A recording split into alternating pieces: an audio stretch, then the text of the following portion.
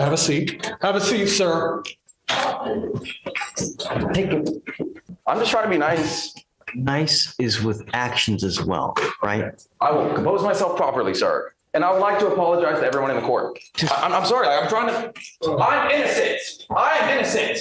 Read the original police report. I'm innocent. Calm down. I am innocent. I will not comply with this. I'll behave. Oh, I debated not coming because this is scary. Have a seat. Have a seat, sir.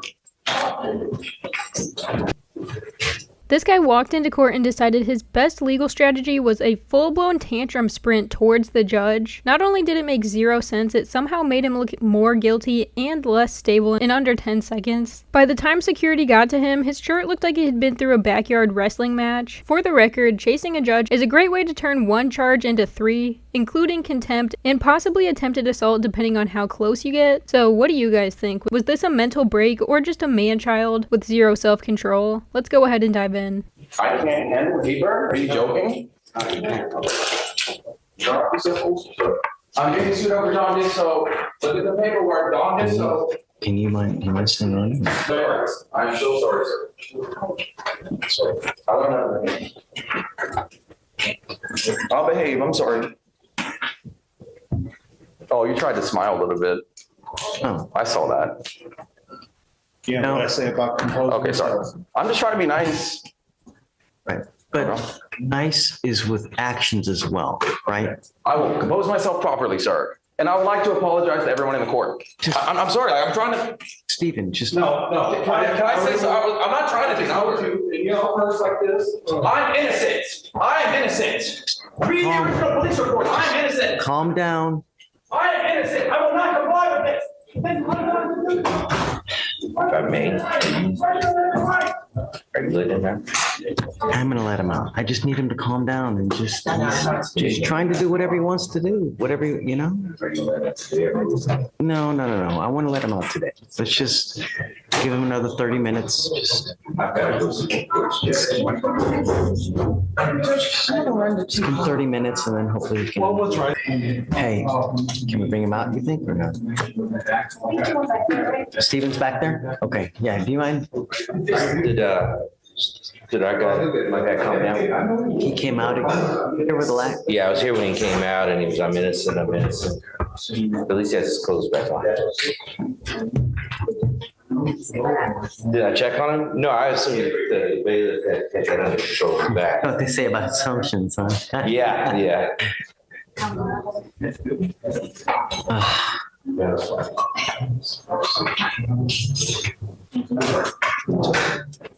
Hey, How's it going? Good. I'll behave.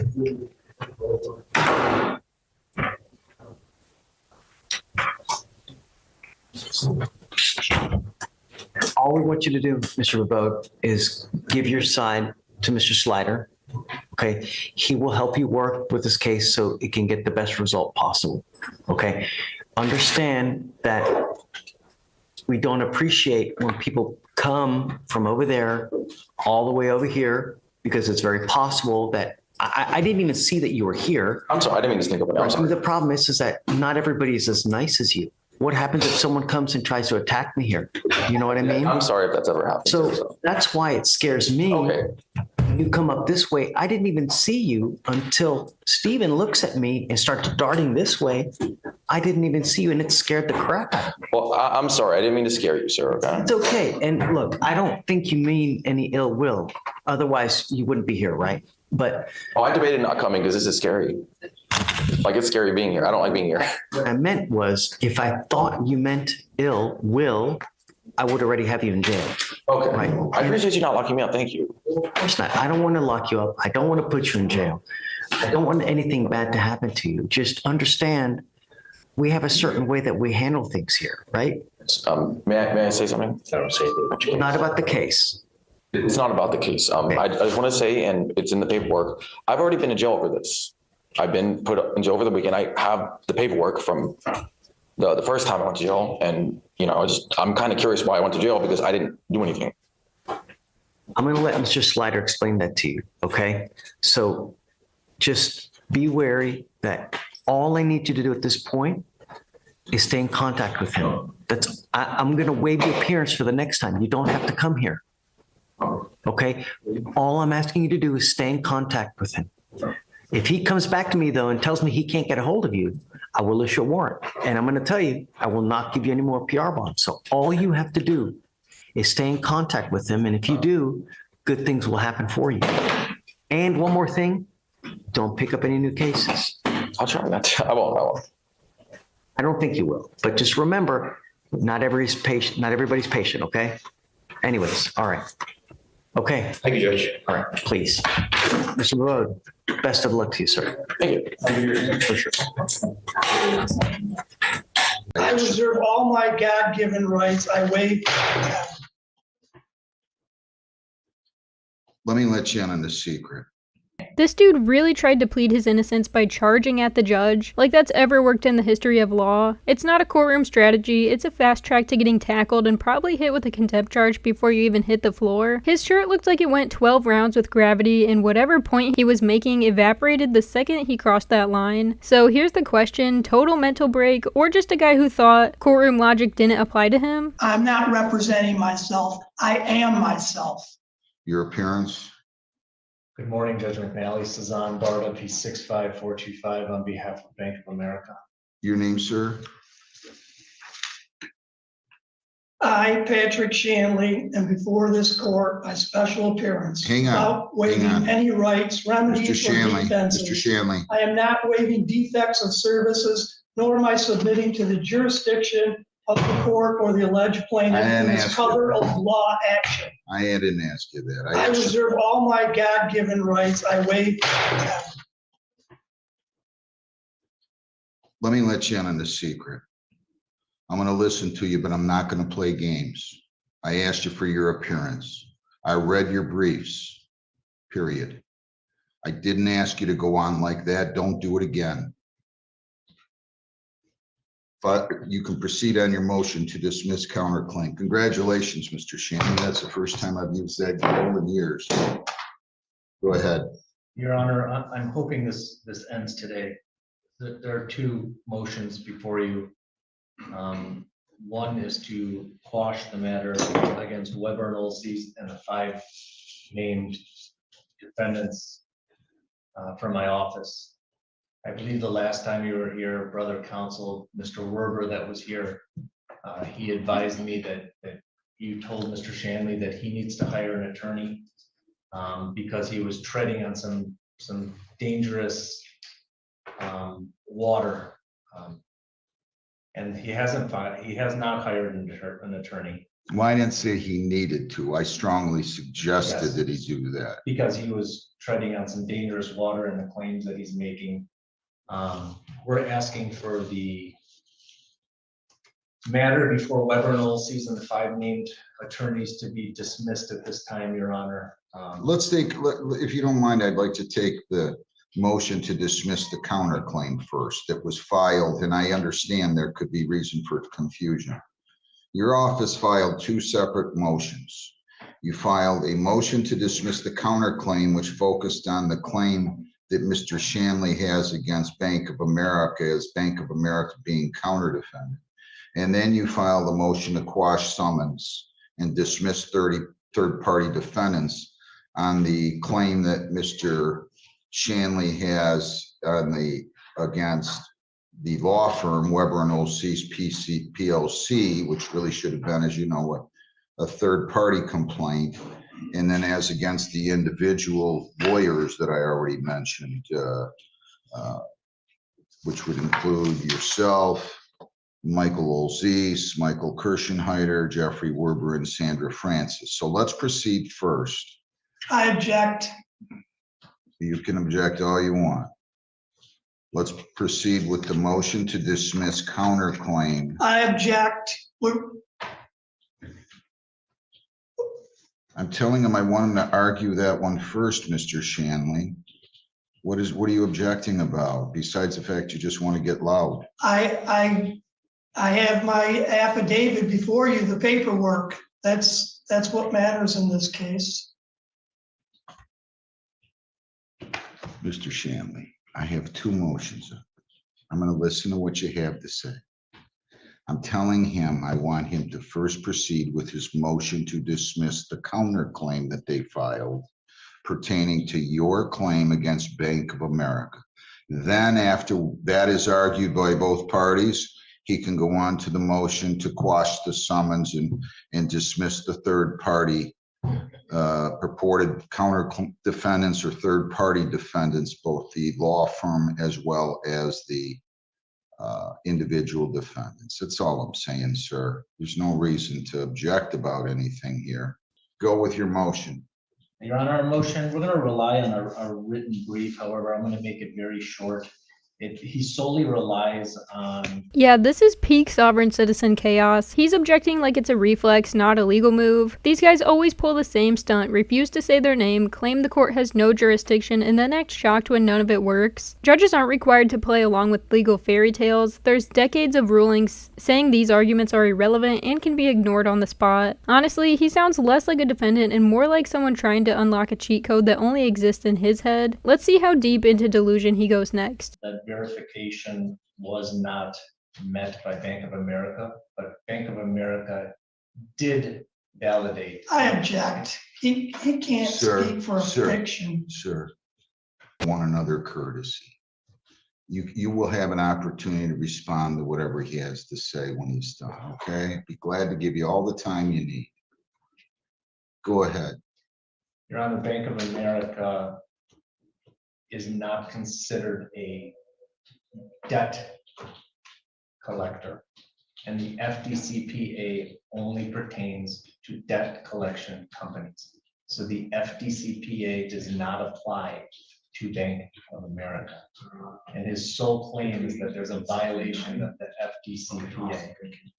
But if Bank of America were deemed to be a debt collector, they still verified the debt to Mr. Shanley and sent all relative documentation. The fact that they did not provide Mr. Shanley what he believes they should have given him is not a violation in and of itself as well. So, and that's the sole reason he filed his counterclaim against Bank of America. And it just does not hold water at this point. All right, Mr. Shanley, your response. Have you read my affidavit, sir? I'm not a witness. I'm the judge. Of course, I've read everything in this brief. Everything I have to say is in my paperwork in there.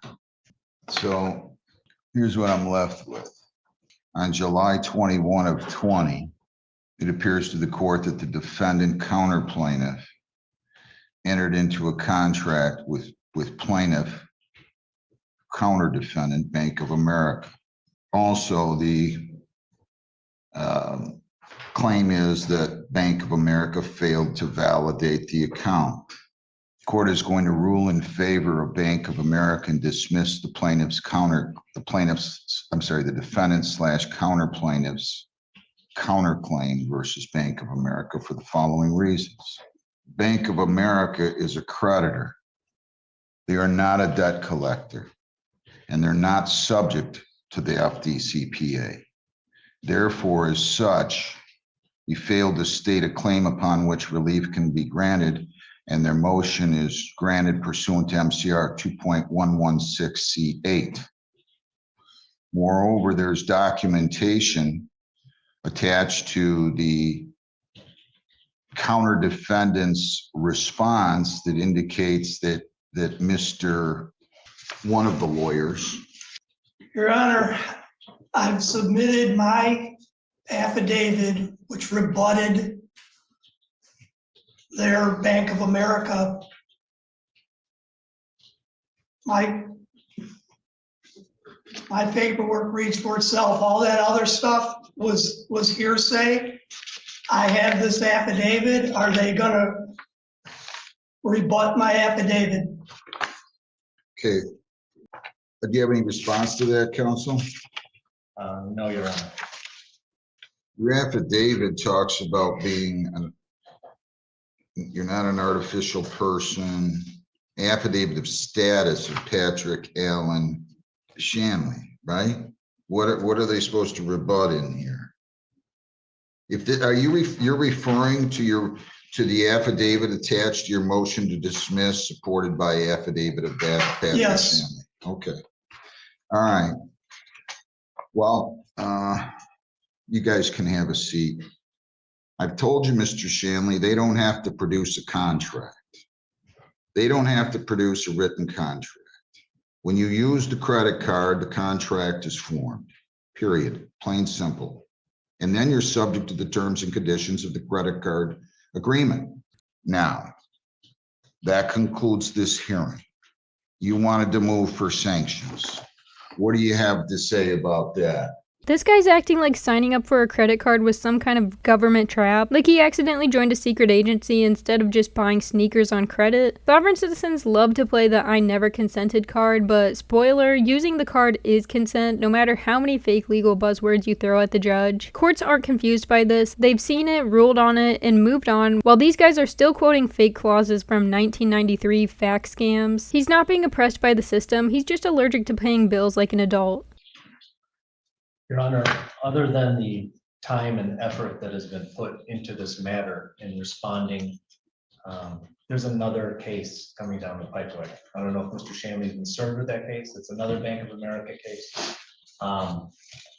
If you do not award sanctions of any kind, then I don't believe it would be fair for the attorneys in my law firm at Weber and Olsey's to have to put additional time and effort on the next case. So I believe it's imperative that you grant the sanctions at this time, so that this doesn't happen again.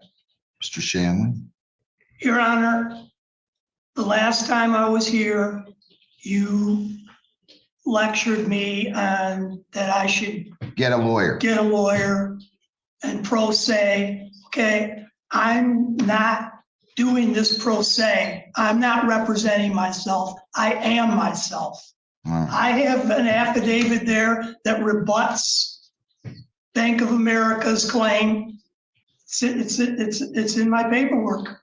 I was trying to do you a favor, Mr. Shanley. I was trying to tell you, please consult with a lawyer so you don't proceed with lawsuits that are frivolous in nature and force the court to do something that I don't want to do. That's what my purpose was in telling you that you should get an attorney. You have every right to represent yourself, whether it's a $5 lawsuit or you're representing yourself because you're charged with a serious felony. Every defendant, every party in this country has the right to represent themselves, just like I have the right to give myself a root canal. I have the right to fix my arm. I wouldn't do it. I've told you nicely, I think on this case, I've only seen one or two people do it adequately in my 28+ years on the bench and my 11 years as a lawyer. But that's neither here nor there. You have that right. The problem is here that you're abusing this system. That's what you're doing. You are abusing this system. In my view, and the court finds that the primary purpose in initiating this action against these lawyers in this law firm was to harass, embarrass, or injure those individuals and that law firm. You had no reasonable basis to believe that the facts underlying the party's legal position were in fact true. And I'm finding that you advanced a frivolous claim in conjunction with that counterclaim that you filed, period. I'm not going to award it on the counterclaim versus the bank. I am going to award sanctions on the counterclaim that was filed against the law firm and the individual lawyers. You don't get to do this. This is not some kind of a game. We don't think this is funny. I have a great sense of humor when I'm not in here. Not in here. This isn't some kind of an entertainment exercise. Now, the question is, what kind of sanctions are you entitled to? And that's what you're going to have to grapple with, because even though I think his conduct was outrageous, and I do think it was outrageous, and this record should reflect that this court finds the conduct was outrageous. What sanctions is a law firm entitled to when they represented themselves, Mr. Barr?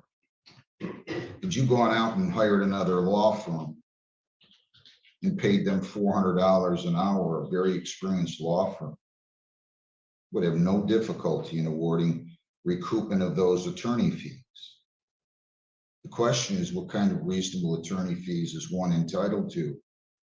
And what types of sanctions is one entitled to when they've represented themselves?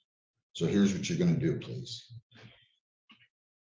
And it does not have to be lengthy. You can do it by Zoom, but you're going to prepare an order granting the motions for summary disposition based on the grounds I stated previously, just here 10 minutes ago. Then I'd like you to file a motion.